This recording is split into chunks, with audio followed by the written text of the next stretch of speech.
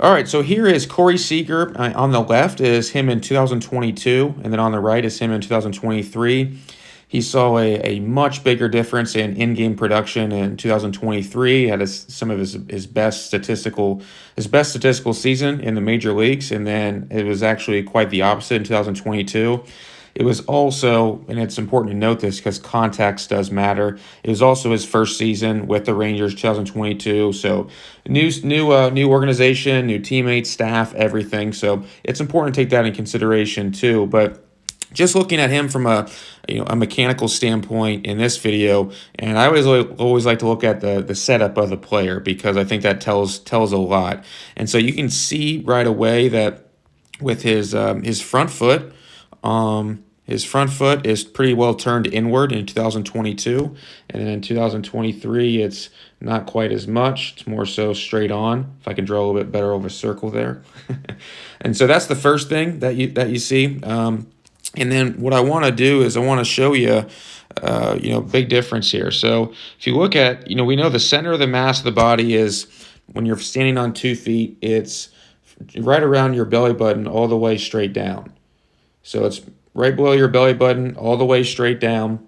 And so, from a hitting standpoint, being in balance and maintaining that center of mass as long as we can is going to be very helpful. And so that's what we're looking at here. So we're going to look at how long is he able to maintain that center of mass during this swing. So let's look at 2022 on the left. You can kind of see as he loads, his upper body tilts over, and so at this point, that toe tap position, all of his weight's on his back leg. His upper body is tilted over his back leg as well.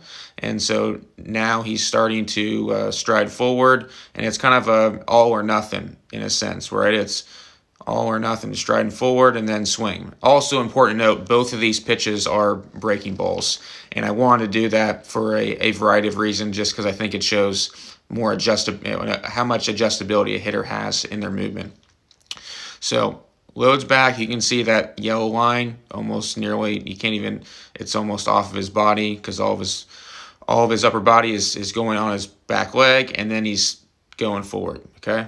So let's keep it simple. Now look at 2023, okay? So you can see that line stays dead center into his load. So he's gathering into that toe tap again, so his front foot comes up, and it comes back down again, and that yellow line does not change at all.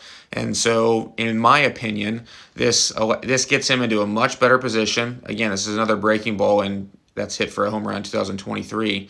Gets him to a much better position, allows him to be balanced and just be more adjustable. I would say that's the main thing. It's less all or nothing on pitches that require adjustability. I mean, breaking balls and things of that sort. And so I'm a big believer in having players try to maintain that center of mass as long as possible, especially that upper body, not tilting that too much back away from the pitcher.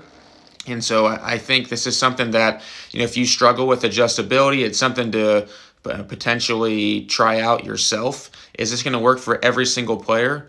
Of course not. Of course not. I mean, there's people like Aaron Judge out there who do pretty much something a little bit similar to this, and it works out very well for him. So I wouldn't recommend changing anything for him, but I would say for the majority of us who aren't beasts and 6'6", 6'7", I think having a more of a balanced approach to movement and the mechanics and your setup, I think is going to be way more beneficial in the long term. So hope that helped, and I'll hopefully be doing some more of these videos soon.